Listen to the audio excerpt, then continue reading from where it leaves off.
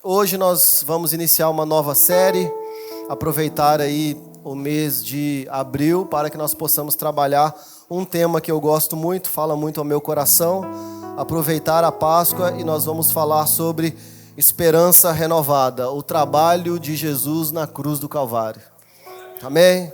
Nós vamos ter a nossa esperança renovada nesses dias, nós vamos ser um pouco mais alargados, um pouco mais amadurecidos, e eu oro para que o Espírito Santo possa continuar acrescentando em nós.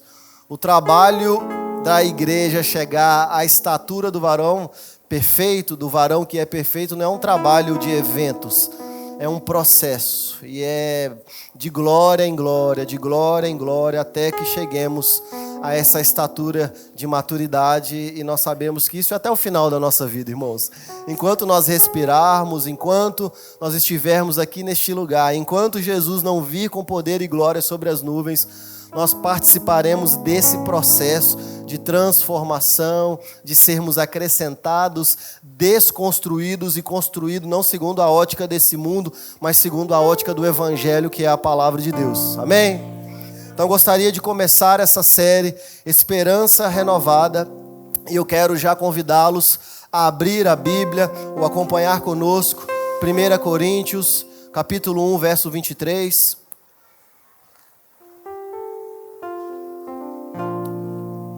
1 Coríntios, capítulo 1, verso 23. Hoje o tema da mensagem é Tudo começa na cruz. Aleluia! Tudo começa na cruz. 1 Coríntios capítulo 1, verso 23 diz assim: Mas, Paulo dizendo, nós pregamos a Cristo e este crucificado. Mas nós, igreja, o corpo místico de Cristo, nós pregamos a Cristo crucificado, escândalo para os judeus, loucura para os gentios. Curve sua cabeça, mais uma palavra de oração nesse momento. Espírito Santo, eu me submeto à tua vontade nessa manhã. O Senhor sabe que de fato eu preparei algo para falar nessa manhã, mas eu quero que acima de tudo, que não seja o que eu preparei, mas que o Senhor preparou no meu coração para que nós possamos ser um pouco mais alargados nessa manhã. Senhor, eu peço que o Senhor derrame a tua sabedoria sobre todos nós aqui nessa manhã.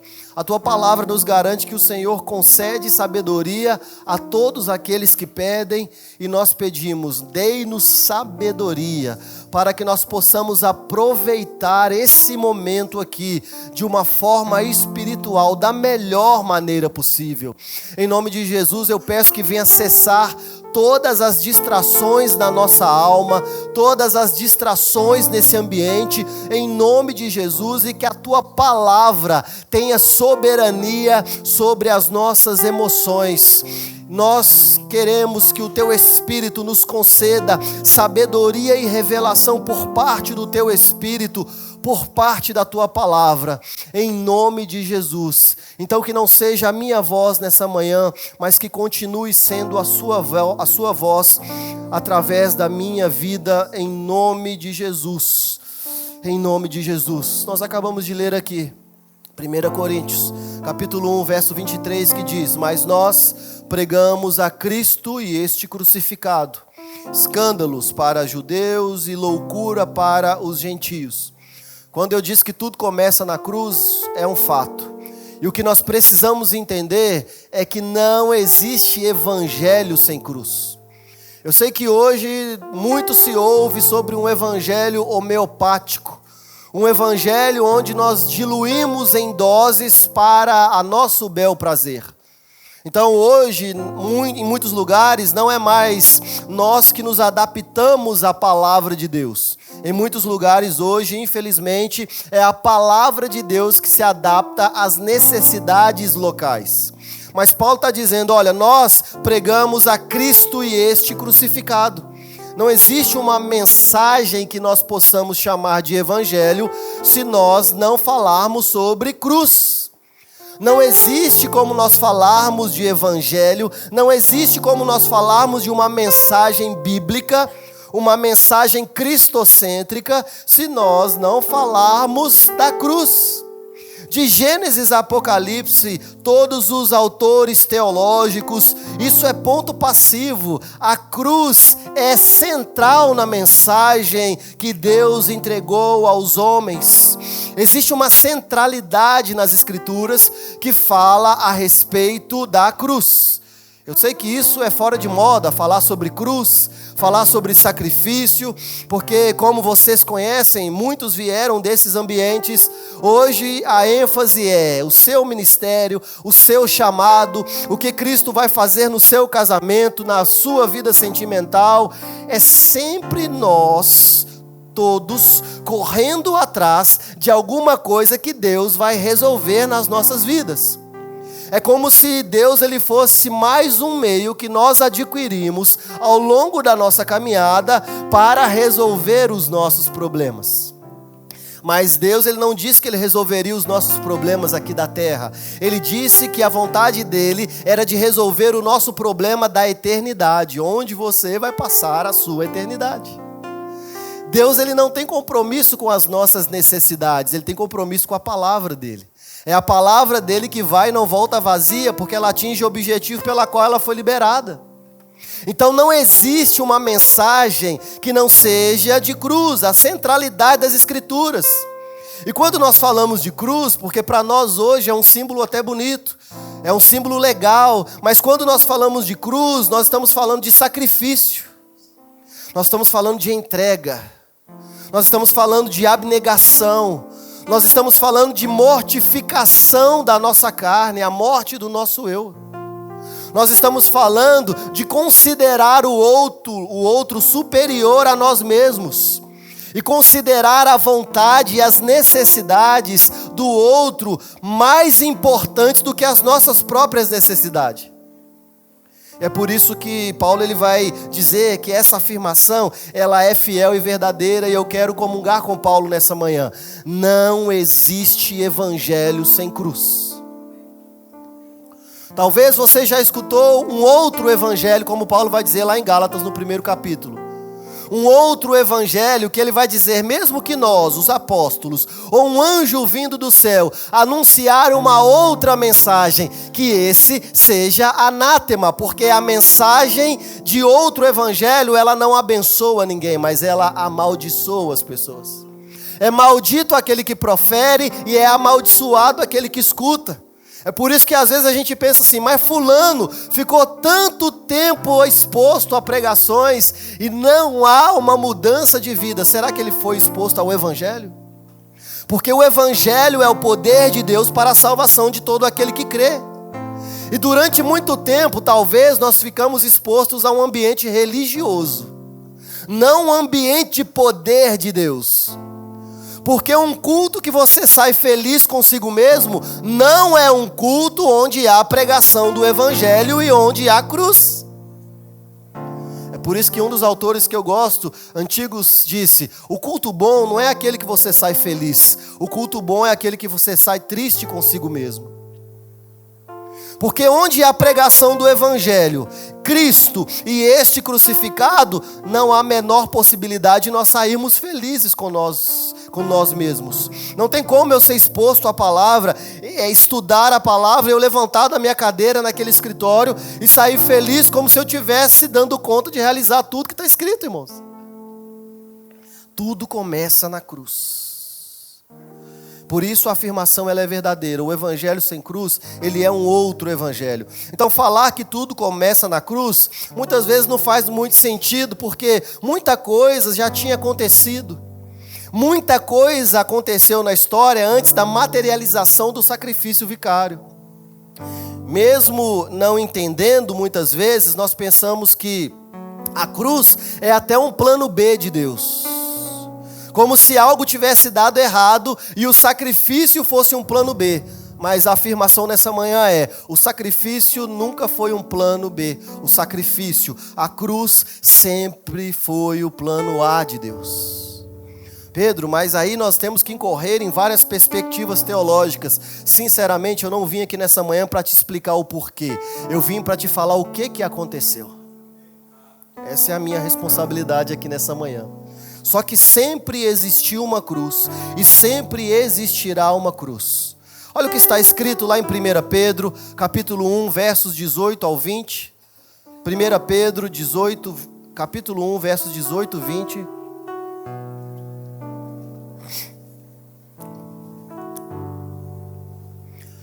1 Pedro, capítulo 1, versos 18 e 20. Sabendo que não foi mediante a coisas corruptivas, como prata ou ouro, que fostes resgatados do vosso fútil procedimento, que vossos pais vos legaram, mas pelo precioso sangue, como que de cordeiro, sem defeito e sem mácula, o sangue de Cristo. É aquela música, né? O sangue de Jesus tem poder, tem poder. Eu sei que vocês conhecem.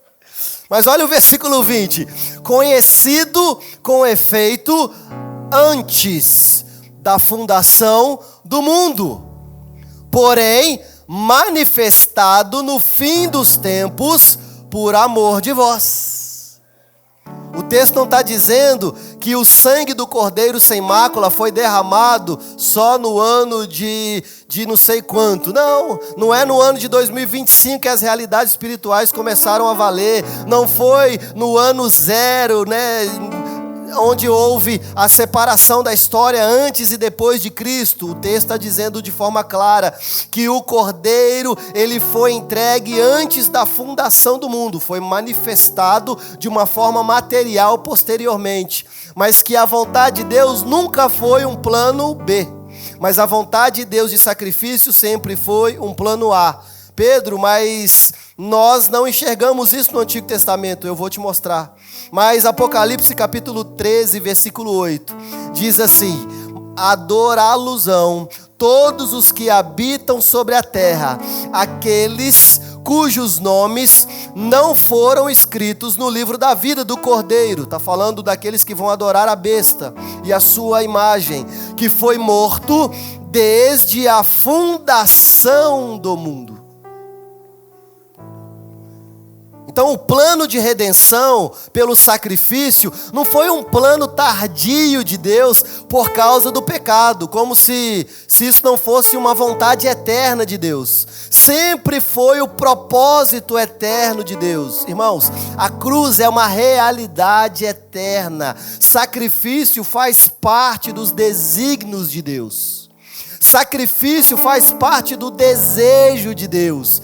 Deus é um Deus que gosta de sacrifícios. É isso que nós vemos no Antigo Testamento e é isso que nós também enxergamos no Novo Testamento. A questão é, os sacrifícios não têm um fim em si mesmo, mas têm um objetivo eterno. Existe um caminho pelo qual o próprio Deus trilhou para nos entregar pedagogicamente, para que nós possamos conhecer o seu eterno propósito. Então a cruz, ela não é uma realidade tardia. O homem pecou, agora eu preciso resolver o problema do pecado. Não, sempre foi a realidade eterna, fazendo parte dos propósitos de Deus. E eu não estou falando aqui que isso é um de volta para o futuro gospel, não. Porque eu já ouvi algumas pessoas ensinando que parece que Jesus, quando ainda era o Verbo, estava com Deus e era Deus no princípio, era o Verbo, Deus e o Espírito que pairava ali em Gênesis. Parece que ele decidiu que ele ia então ser sacrificado, ele foi lá no futuro, ele se sacrificou e ele voltou para o passado dizendo: eu já fui no seu futuro e resolvi o problema. Não é isso. Isso aí é mais uma ficção que as pessoas estão contando. Na verdade, o que a Bíblia nos ensina é que Jesus, a saber da possibilidade de uma promessa de criação e Deus, a Trindade, Deus Pai, o Verbo e o Espírito, assim a concluir a possibilidade de uma promessa para o futuro que Ele mesmo já resolveu. O que eu estou te dizendo? Sobre o que os teólogos combinam, sobre a possibilidade de uma disposição deliberada do coração de Deus. Ao criar o homem, Deus sabia que o homem iria cair, mas Ele também já dispôs uma disposição deliberada no seu coração para se entregar pela humanidade. Então Ele cria a humanidade, Ele sabe que a humanidade vai cair, mas já existe um pré-acordo, uma disposição antecipada no coração de Deus, dizendo: mas eu vou me entregar para resgatar, para buscar e salvar o que se havia perdido. Irmãos, Ele sabia que o homem pecaria. Isso faz parte da onisciência de Deus. E por já saber, Ele havia predisposto no seu coração, o próprio Deus, de se entregar para redimir, para a redenção de todo homem que foi caído. Isso é uma decisão tomada que foi baseada na sua presciência. Ele sabe de todas as coisas. E é por isso que Deus, Ele estabeleceu um caminho de cruz até chegarmos à glorificação. Tem crente que quer ser glorificado agora, antes de passar pelo caminho da cruz. A Bíblia, ela nos garante que existe um caminho de cruz para que no tempo certo nós possamos ser glorificados pelo próprio Deus. Mas essa história, ela não começa no Novo Testamento. Essa história, de fato, ela começou antes da fundação do mundo, com a predisposição no coração de Deus de se entregar por aqueles que seriam afastados de Deus por causa do pecado. Nós temos lá em Gênesis capítulo 3, versículo 15, aquilo que os teólogos vão chamar de o proto-evangelho. Ou seja, o evangelho de Deus anunciado desde o princípio. Gênesis capítulo 3, versículo 15, olha a promessa: porém inimizade entre ti e a mulher, entre a tua descendência e o seu descendente. Desculpa, este te ferirá a cabeça e tu lhe ferirás o calcanhar. Esse é o proto-evangelho. Essa mensagem já anuncia a vinda do descendente da mulher, ou seja, Cristo, que esmagará a serpente, Satanás, embora nós sabemos que ele sofreu nesse processo. Mas em Gênesis, Deus já está anunciando o plano de redenção, que foi desejado pela Trindade desde a eternidade passada. O Cordeiro já tinha sido morto desde a fundação do mundo. Já havia uma predisposição no coração de Deus de se entregar pelo pecado do homem. Pedro, por que Deus resolveu criar a humanidade mesmo sabendo que ela ia cair? Não sei, pergunta para ele. Essa parte é a que eu mais gosto. Quando nós não temos respostas, a gente não fica enchendo linguiça. Por que Deus ele fez? Porque Ele quis. E não existe ninguém que pode sentar Deus no tribunal e questioná-lo porque Ele faz as coisas. Ele faz as coisas segundo o seu propósito, segundo os seus desígnios. O que Deus está fazendo aqui em Gênesis não é explicando o porquê Ele fez, é anunciando o que Ele fez. Então em Gênesis Deus já anuncia o plano de redenção planejado com a Trindade. Irmãos, vamos viajar um pouco aqui. Não é heresia não, mas vamos viajar. Imagina a reunião da Trindade na eternidade passada. Deus ele é Pai da eternidade, ou seja, Ele é o único ser que nunca não existiu. Ele não tem princípio de dias, então eu não faço ideia em qual momento da história existiu essa reunião. Mas nós estamos falando da reunião da Trindade, o Pai, o Verbo e o Espírito. Talvez eles conversaram entre si dizendo: vamos fazer um ser para desfrutar da nossa bondade? Mas você sabe, Pai, que eles vão cair, né? Sim. Aí talvez o Verbo se levanta naquela reunião e fala: mas eu me entrego por eles. Eu vou resolver o problema. Vamos fazer alguém que desfrute da nossa bondade. A relação da Trindade, ela é tão perfeita que a Bíblia define Deus como um amor. A relação é tão perfeita que o resultado da relação é o amor, e não o amor do tipo dos homens, é o amor do tipo de Deus. Então o pecado de Adão, o pecado de Eva, trouxe a morte e a corrupção para o mundo. tornando necessário o sacrifício para expiação. É por isso que Paulo vai dizer lá em Romanos, capítulo 5, versículo 12: portanto, assim como por um homem entrou o pecado no mundo, e pelo pecado a morte, assim também a morte passou a todos os homens, porque todos pecaram. Todos pecamos. Destituídos estávamos da glória de Deus. Por causa do pecado de um, todos pecaram. O salário do pecado é a morte. A Bíblia diz que a recompensa de pecar é a morte. Por isso que Paulo está dizendo, portanto, assim como, da mesma forma que Adão pecou, nós também pecamos. E assim como ele estava separado de Deus por causa do pecado, assim também nós fomos separados de Deus por causa do pecado. Existe a necessidade de um sacrifício para redimir toda a humanidade. Não existe um justo sequer, não existe alguém que clame a Deus, não existe alguém que pela própria força se achegue a Deus. Nós estávamos mortos em nossos delitos e pecados. Se não fosse Deus, se não fosse Ele enviar o Filho dEle para nos resgatar do lamaçal de pecados, soprar sobre nós novamente o fôlego de vida, nós ainda estávamos perdidos, mortos em nossos delitos e pecados. E essa é a realidade de Adão a Cristo. Não existia um justo sequer. Lá em Gênesis capítulo 3, versículo 21, nós temos uma das maiores prefigurações da necessidade de um sacrifício. Gênesis capítulo 3, versículo 21.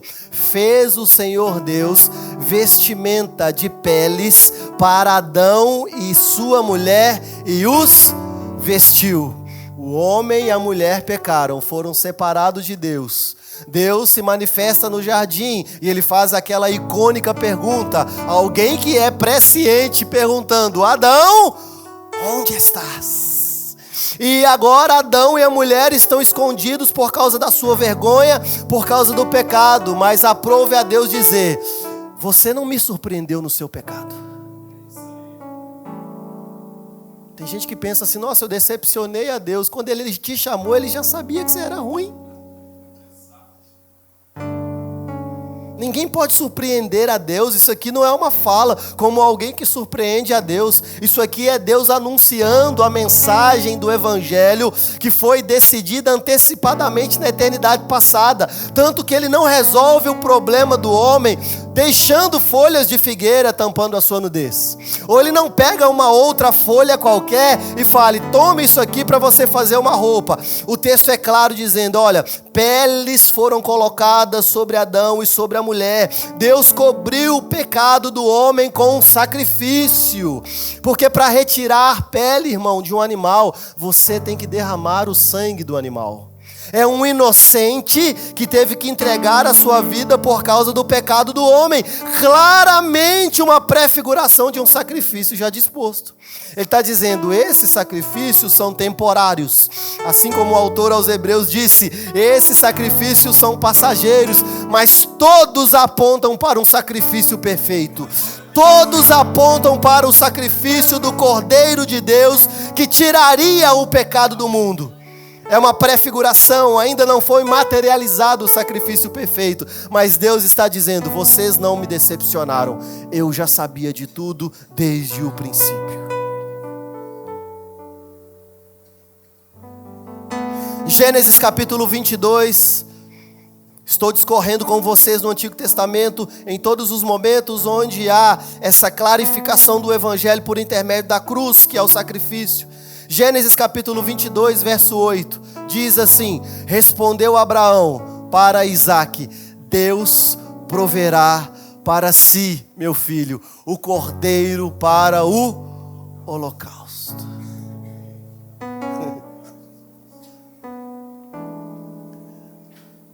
Talvez se nós estivéssemos perto de Abraão aqui, a gente ia falar com ele assim, não foste carne nem sangue que te revelaste, vejo que és profeta. Ele está dizendo, Deus proverá para si, meu filho, o cordeiro, o holocausto. E o sacrifício de Isaque prefigura o sacrifício de Cristo. O pai entregando o filho amado.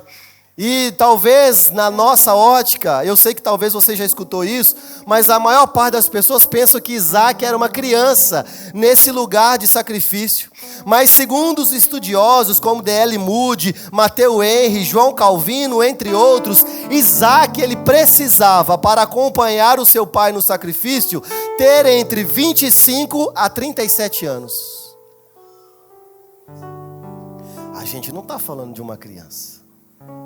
Nós estamos falando de um homem de aproximadamente 33 anos com uma madeira nas costas subindo um morro para ser sacrificado. Um homem de aproximadamente 33 anos subindo um morro com a madeira nas costas para ser sacrificado. Deus está dizendo, vocês não me decepcionaram, vocês não me pegaram de surpresa, tudo começa na cruz, tudo começa com o sacrifício, e Ele está anunciando no Antigo Testamento, eu proverei para mim mesmo o holocausto perfeito, porque nenhum homem poderia se sacrificar pelo pecado de outros homens, como a própria Bíblia, ela fala em uma só voz. Ou seja, Deus ele está dizendo, eu proverei para mim mesmo o sacrifício. Depois nós andamos um pouco mais e nós chegamos em Êxodo, capítulo 12, versículo 5, onde fala sobre os sacrifícios, fala sobre como o cordeiro deveria ser entregue. Em todo o capítulo, se você ler, mas no versículo 5, Êxodo capítulo 12, verso 5 diz, o cordeiro será sem defeito, macho de 1 ano, podereis tomar um cordeiro ou um cabrito. Então o cordeiro pascal teria que ser sem defeito, cujo o sangue protegia temporariamente os israelitas. E a morte do cordeiro estava apontando para a necessidade da redenção pelo sangue. Mas nós sabemos que isso é temporário. As pessoas pegavam o cordeiro e entregavam até o sacerdote. O sacerdote pegava o cordeiro e analisava o cordeiro. Quem era analisado não era o ofertante. Quem era analisado era a oferta. Se o cordeiro fosse perfeito, a oferta era aceita e os pecados eram perdoados. É por isso que na cruz, quem foi analisado não foi o pecador. Na cruz, quem foi analisado foi o Cordeiro perfeito, que de fato tirou o pecado da humanidade. É Ele quem foi perfeito no nosso lugar. É Ele quem entregou um sangue perfeito em nosso lugar.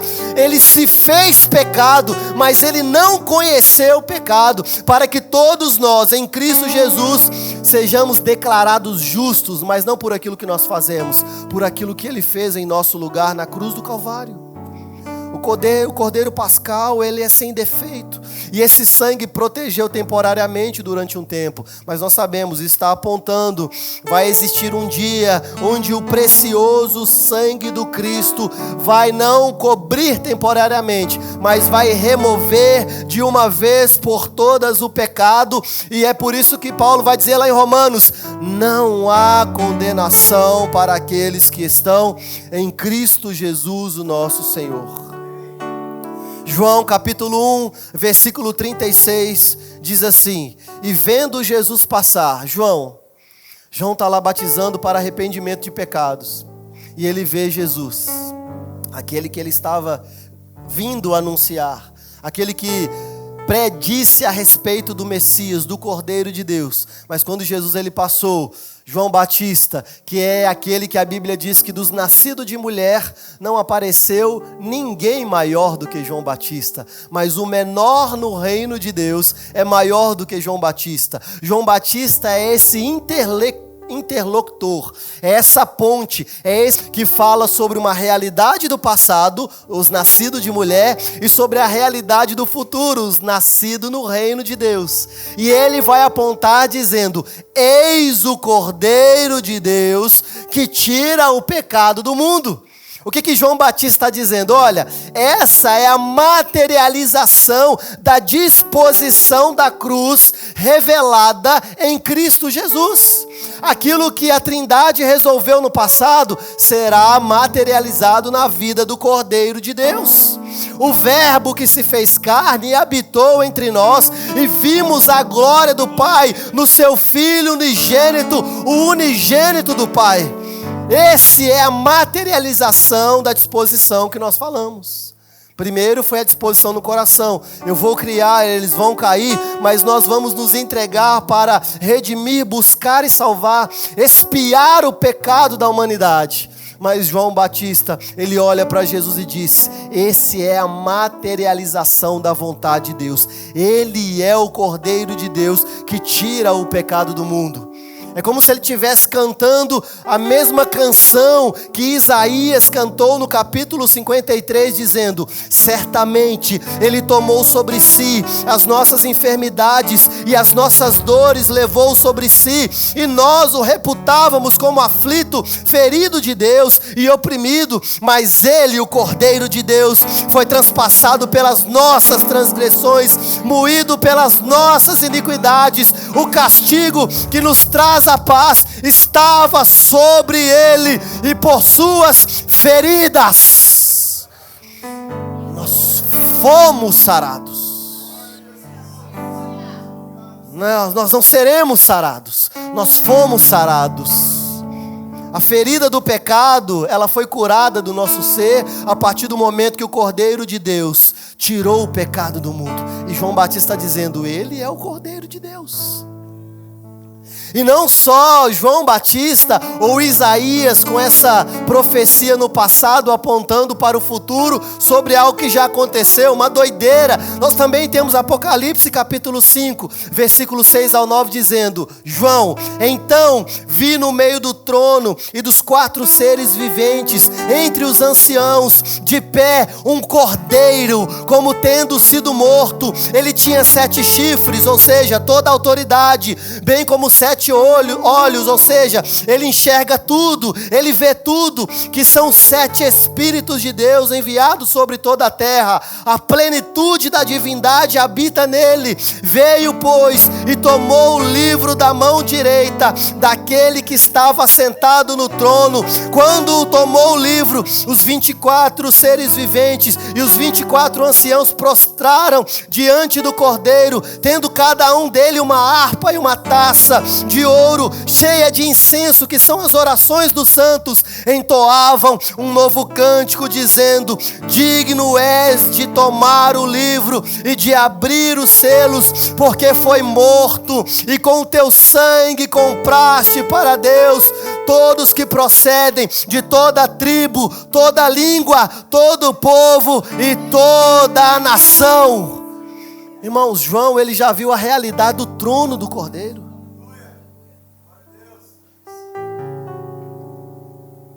Antes do nosso pecado chegar, a cruz já tinha chegado. A cruz, na cruz, o perdão chegou antes do nosso pecado. Você não tinha nem nascido e a solução dos seus pecados já tinha sido predisposto no coração do Pai na eternidade passada. Como pensar que sacrifício para um cristão é um plano B? Como pensar que sacrifício, que cruz para um cristão é quando o diabo está tendo soberania sobre as nossas vidas? Na cruz o perdão chegou antes do nosso pecado. O sacrifício de Jesus é suficiente para apagar o nosso pecado, irmãos. E isso apaga o nosso passado, muda o nosso presente e define o nosso futuro. O sacrifício de Jesus é suficiente. Cristo é suficiente. É por isso que um dos erros dos judaizantes na época de Paulo é sempre querer colocar Cristo e mais alguma coisa, Jesus e mais alguma coisa. Não é Jesus e mais alguma coisa. Não, Jesus é o suficiente. O sacrifício de Jesus é suficiente. Para quê? Para apagar o nosso passado, mudar o nosso presente e também para definir o nosso futuro. Tudo começa na cruz. Existe uma centralidade nas Sagradas Escrituras sobre a cruz.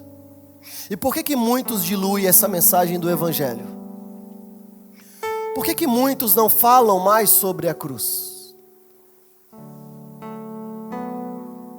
Por que a centralidade do Evangelho que está na cruz Como Paulo disse, nós pregamos a Cristo e este crucificado. Por que nós estamos querendo arrancar a cruz? Comprometendo a eficácia de uma mensagem que tem a sua completude em Cristo e este crucificado. A mesma dose de atração que o Evangelho tem é a mesma dose de ofensa que o Evangelho tem. O Evangelho nos atrai por Jesus, mas ele nos ofende pela cruz.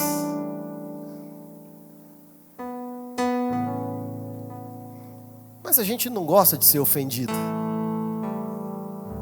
É por isso que nas nossas representações artísticas, Jesus está pendurado na cruz, mas nós colocamos um pano na sua nudez.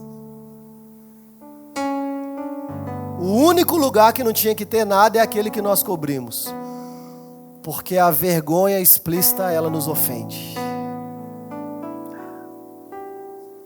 Nós somos atraídos por Cristo. Somos atraídos pelo amor de Jesus, por aquilo que Ele fez. Mas existe algo mais. A atração é pelo amor, mas a ofensa é pela cruz. Então é por isso que não existe pregação de evangelho se não houver ofensa. A diferença é que a ofensa gerada pela palavra não é uma ofensa que nos mata, é uma ofensa que nos destrói para que nós possamos crescer. Não é algo que nos permite ficarmos na mesmice das nossas vidas, das nossas relações. É sempre saindo daqui ou de qualquer lugar onde a mensagem é exposta dizendo: eu achei que eu estava até bom, mas eu percebi, eu não estou tão bom como eu pensava. Existe a centralidade nas Sagradas Escrituras sobre a cruz. E por que a gente tem tentado tirar a cruz? Mateus capítulo 16, versículo 24. Mateus capítulo 16, verso 24. Então disse Jesus aos seus discípulos: se alguém quiser vir após mim, negue-se a si mesmo, tome a sua cruz e me siga.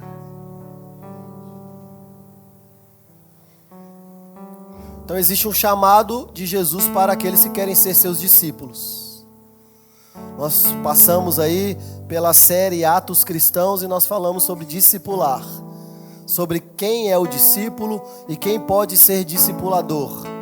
E aqui nós temos uma das chamadas públicas de Jesus. Ele está dizendo: olha, se alguém quer vir após mim, ou seja, eu já fiz a minha parte, eu já trilhei o caminho, eu já terminei. Mas se alguém quiser vir após mim, assim mesmo se negue, tome a sua cruz e me siga. Ou seja, ainda existe uma cruz para todos aqueles que são discípulos de Jesus. O problema é que a gente quer ser simpatizante do Cristo, mas nós não queremos ser ofendidos pela mensagem da cruz. Cruz, irmãos, é sacrifício. Cruz é entrega. Cruz é renúncia. Cruz é escândalo. Cruz é ser envergonhado por causa do Evangelho. Cruz é ser desprezado em um ambiente onde existe complexo de inferioridade. Cruz é se sentir abandonado. Por mais que existam mensagens dizendo: nossa, se você quer, Deus vai realizar. Se você quer, Deus vai realizar. Não, irmãos, cruz é muitas vezes se sentir abandonado. Assim como Cristo, na cruz, ele vai falar o salmo: Deus meu, por que me abandonastes? Deus abandonou Jesus? Não. Deus abandonou Davi? Não, mas muitas vezes nós nos sentimos abandonados. E a cruz fala sobre se sentir abandonado. A cruz é você ser zombado. A cruz é você ser injustiçado. É você ser caluniado. Tudo em prol do Evangelho. E eu vou te perguntar: quem que quer isso?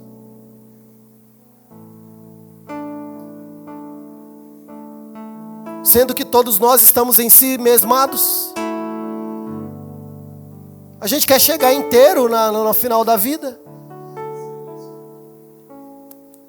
Ser abandonado, zombado, injustiçado, caluniado, desprezado, envergonhado, ser escandalizado, entregue, renúncia, sacrifício, irmãos, isso é demodê.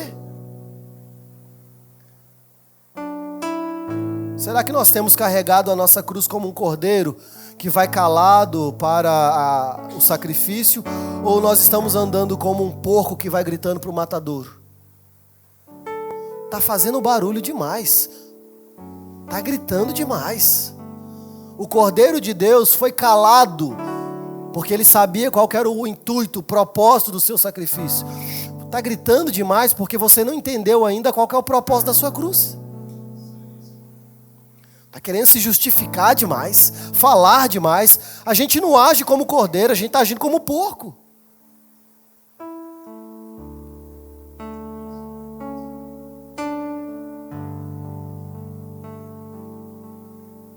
A gente está indo gritando para o matadouro. E não é gritando o evangelho, não é falando que Deus é bom, a gente está indo contra a própria mensagem da cruz. Essa daqui para a gente não dá mais não. Não existe evangelho sem cruz. E se o evangelho é o poder de Deus e não tem cruz, ele não é o poder de Deus, é um outro evangelho. Por que vidas não são transformadas? Por que famílias não são restauradas? Por que pessoas não têm a sua mente renovada? Porque talvez não é o evangelho que eles estão sendo expostos. Porque não existe mensagem do evangelho sem cruz. E a cruz, irmãos, não é para proteger você dos outros, como a gente aprendeu na nossa cultura.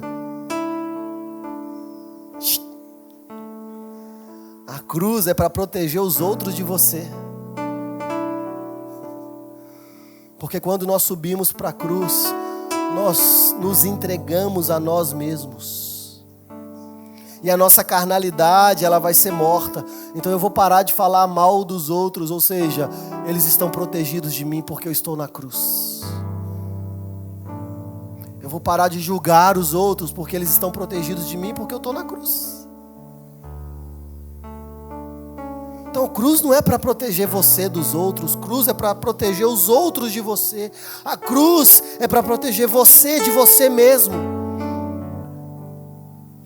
Quem você tem ofendido, a cruz é para justamente interromper isso. O sacrifício na vida cristã, irmãos, não é uma possibilidade. Se eu sou cristão, o sacrifício é a nossa natureza, faz parte da nossa identidade. Sem cruz, nós nos tornamos cada dia mais ensimesmados. Vamos aos cultos para ser abençoados. Não, irmão, eu vim aqui no culto hoje para buscar uma bênção. Está no lugar errado. Porque se você não veio aqui para compartilhar uma bênção, irmão, você está no lugar errado. A gente não junta aqui para poder comer, a gente junta aqui para poder compartilhar.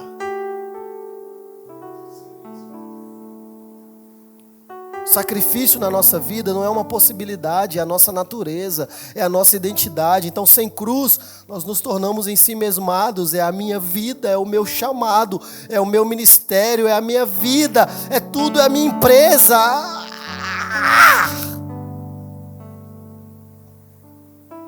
Nós nos tornamos senhores de nós mesmos. Eu não sei se você já reparou, mas uma das formas que Deus tem de exercer um juízo antecipado sobre a vida das pessoas é entregando-as a viver as suas próprias vontades. Conhecendo a Deus, não adoraram a Deus, mas transferiram a adoração para a criação. Por isso, Deus os entregou às suas próprias concupiscências, para que eles pudessem viver os seus desejos carnais. Ao ponto de se inflamarem homens com homens, mulheres em mulheres, e receberão no seu próprio corpo pagamento pelo seu pecado. Enquanto Deus está nos corrigindo, enquanto Deus está nos exortando, enquanto Deus está dizendo, existe uma cruz, não seja senhor de si mesmo, não seja dono da sua própria vontade, Ele está exercendo o amor dEle. Só que hoje, As nossas cruzes, elas são ortopédicas. Elas se amoldam às nossas vontades. Isso aqui está pesado demais. Não é um texto bíblico, mas é uma inferência teológica que alguns estudiosos vão dizer que provavelmente Jesus ele teve que ser esticado para caber na cruz, porque aquela cruz não era dele. Provavelmente aquela cruz pertencia a Barrabás. Então é Jesus tendo que ser amoldado à medida da cruz para se sacrificar. O que nós estamos fazendo hoje? Diminuindo a nossa cruz para que ela se amolde ao nosso formato, ao nosso padrão. Então hoje a cruz ela se adapta à nossa forma. É um evangelho individual. Como eu tenho percebido isso? Esse movimento do evangelho individual, cada um crê segundo a sua própria vontade. Cada um determina segundo as suas próprias experiências. É um relativismo espiritual, doutrinário. Mas eu penso dessa forma. Tanto faz. Só existe um evangelho.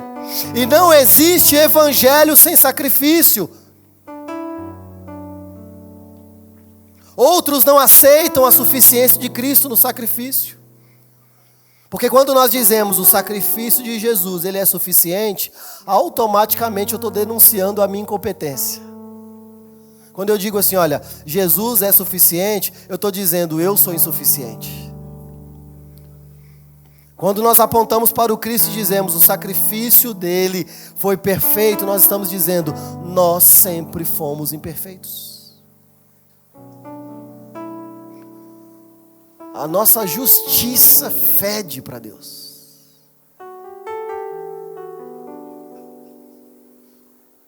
Quando nós dizemos o sacrifício de Jesus é perfeito, nós estamos denunciando a nossa própria insuficiência. Porque nós sempre queremos atribuir um esforço.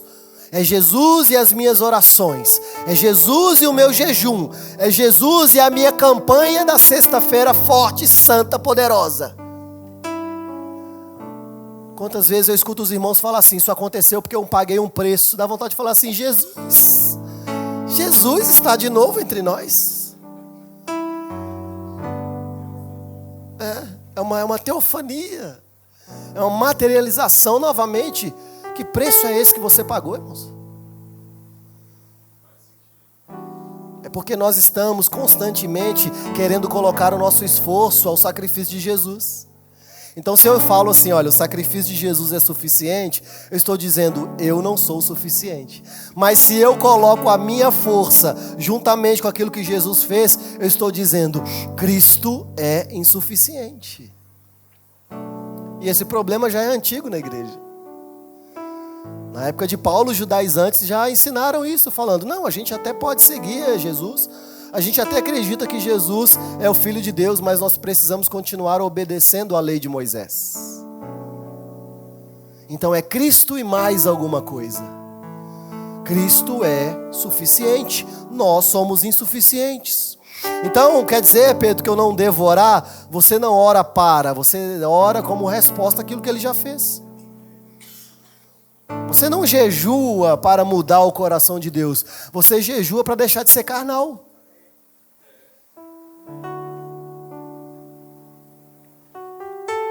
Eu conheci contextos de campanhas.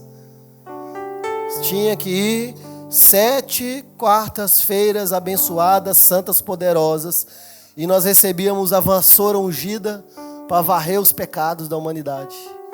E se eu faltasse uma quarta-feira,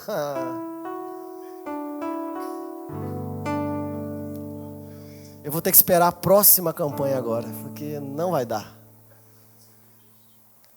Obras. O tempo todo nós estamos dizendo, Cristo não é o suficiente.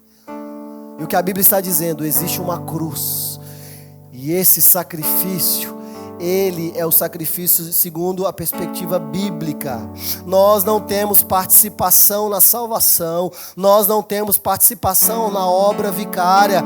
Eles querem ter participação naquilo que sempre foram incapazes de realizar.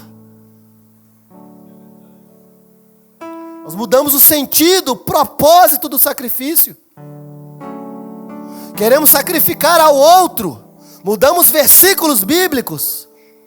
Eu estou ajudando o irmão porque a Bíblia diz que aquele que for humilhado será exaltado. Então eu vou humilhar ele para ele ser exaltado. E a Bíblia está dizendo, aquele que a si mesmo se humilhar será exaltado. O sacrifício nunca é em prol do seu irmão, sempre é para você.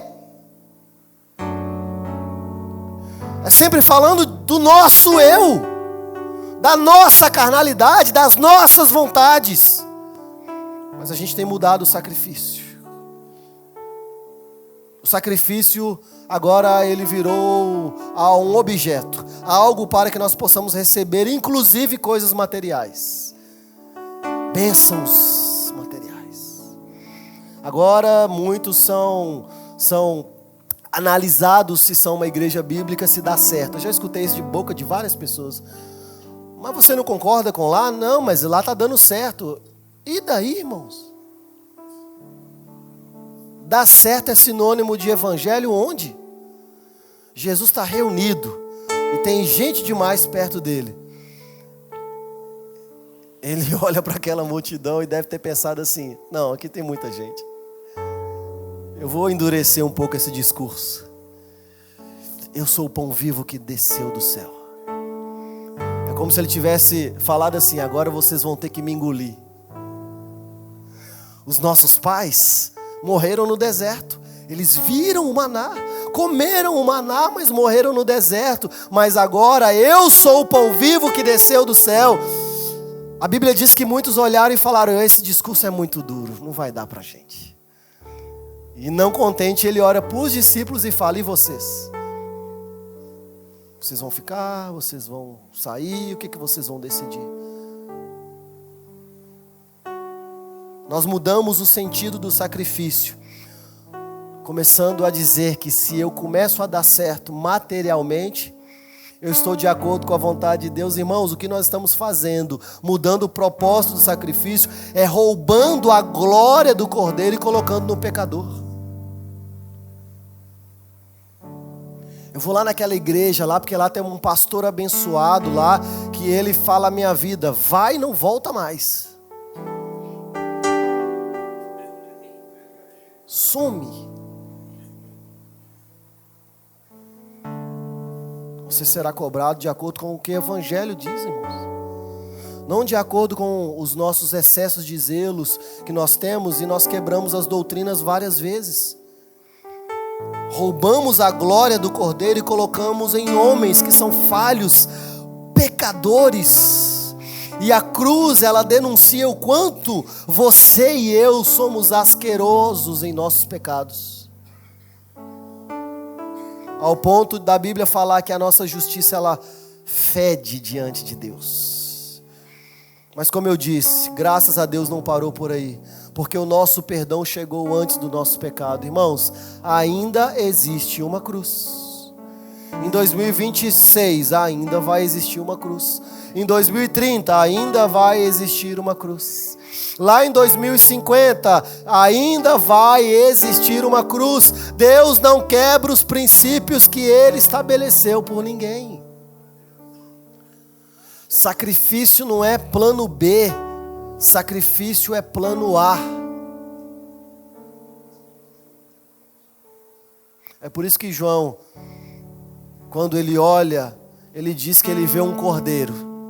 Ele não vê um leão. Eu sei que tem músicas que cantam que Jesus ele morreu como um cordeiro e ressuscitou como um leão. Ele não ressuscitou como um leão. Aleluia. Aqui a gente não prega C.S. Lewis, aqui a gente prega evangelho. Nada contra o C.S. Lewis, gente, eu gosto. Mas ali é uma ficção. Jesus ele não ressuscitou como um leão, tanto que João olha e vê um cordeiro, porque ainda existe desdobramentos do sacrifício a serem efetuados na nossa vida. Mas quando ele voltar com poder e glória, ele vem rugindo como um leão, demonstrando a sua autoridade sobre a terra. Mas ainda ele está sentado à destra de Deus Pai, como a Bíblia vai dizer, Ele é o nosso advogado intercedendo por todos nós. Ainda existem aspectos do sacrifício para serem realizados na vida da sua igreja. E é por isso que, como cabeça, ele ainda é visto como um cordeiro. Ainda existe uma cruz. Ainda existe um sacrifício. E o sacrifício é de nós, como discípulos, tomarmos a nossa cruz e seguirmos a Jesus. Se Jesus, ele aprendeu a obediência pelo que sofreu,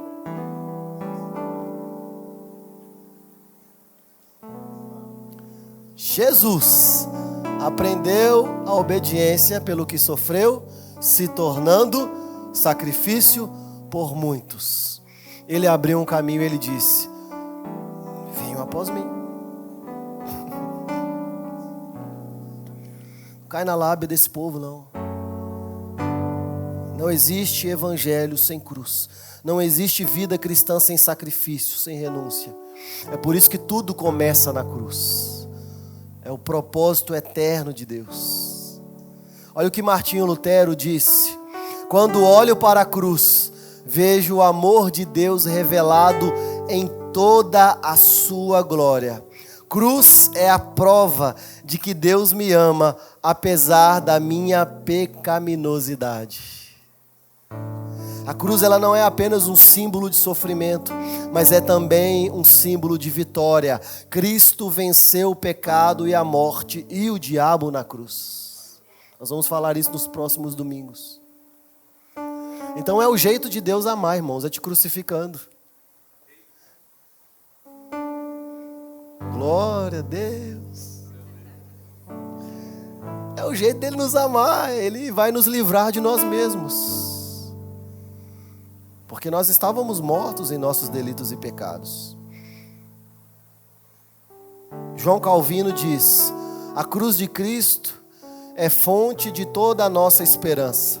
E através da cruz, nós somos reconciliados com Deus e recebemos a vida eterna. Irmãos, a cruz é a nossa ótica.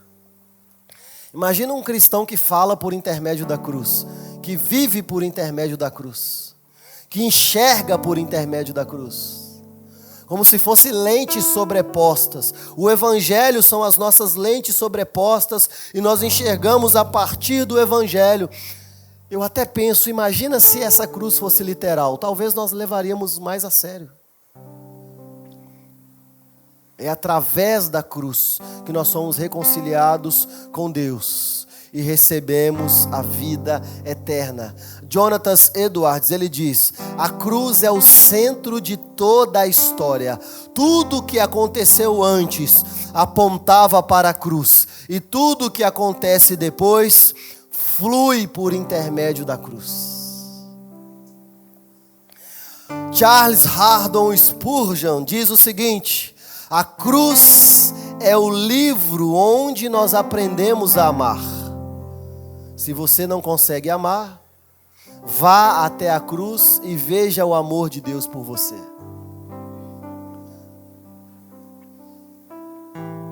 Eu tenho dificuldade de amar ao próximo. É porque você não sabe o quanto você foi amado naquela cruz. Porque você não foi salvo do diabo. Tem gente que pensa que foi livre do diabo, como se o diabo fosse uma força antagônica a Deus. Uma hora o diabo está vencendo, uma hora Deus está vencendo. Uma hora o diabo está vencendo. O livro de Apocalipse fala que Deus vai vencer o anticristo com o sopro de sua boca.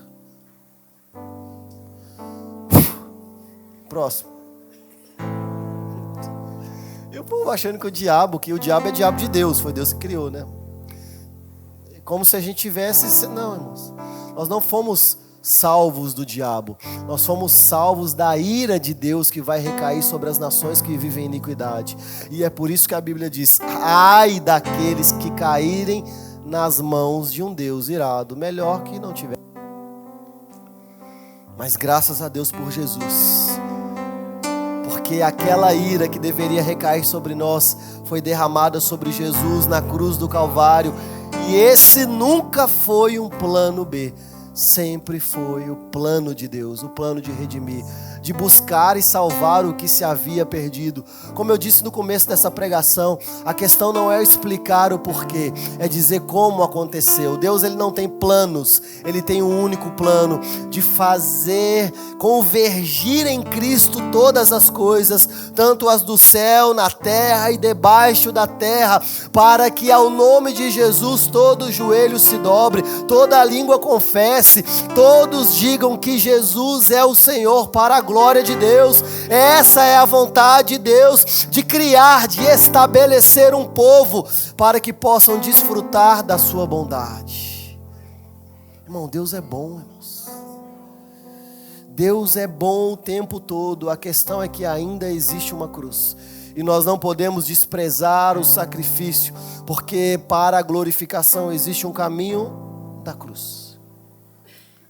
Para nós partirmos para o final, Jesus, ele vai dizer assim para os seus discípulos: chegou a hora do Filho ser glorificado. Se fosse no nosso contexto, a gente ia pensar assim: agora sim, graças a Deus, né?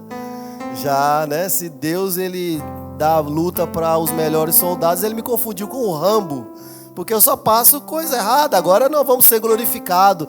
Jesus vira para os discípulos e fala: chegou a hora do Filho ser glorificado. Talvez o que os discípulos pensaram é: vamos invadir Roma, vamos tomar aquilo, agora sim, força, força, agora nós vamos vencer. E Jesus, ele fala assim: eu preciso ir para Jerusalém. E os discípulos falam: não, você não entendeu, ali eles estão querendo te matar. Ele fala: o caminho para a glorificação é passar pela cruz. O ápice do ministério de Jesus não foi andar sobre as águas ou transformar água em vinho. Foi de entregar o seu próprio sangue em favor da humanidade que tinha sido perdida por causa do pecado, irmãos. Então Jesus, ele é a materialização de uma predisposição no coração de Deus que aconteceu na eternidade passada. A cruz não é o plano B de Deus. A cruz é o propósito eterno para que nós possamos ser livres, libertos de nós mesmos. Porque quando nós somos livres de nós mesmos, nós temos todo o coração livre para adorar a Deus acima de tudo, acima de todos. Deus é o amado de nossas almas. Tudo começa na cruz, irmãos. Tudo. E tudo vai finalizar ali. Amém? Fique de pé nessa manhã. Vamos orar um pouco mais.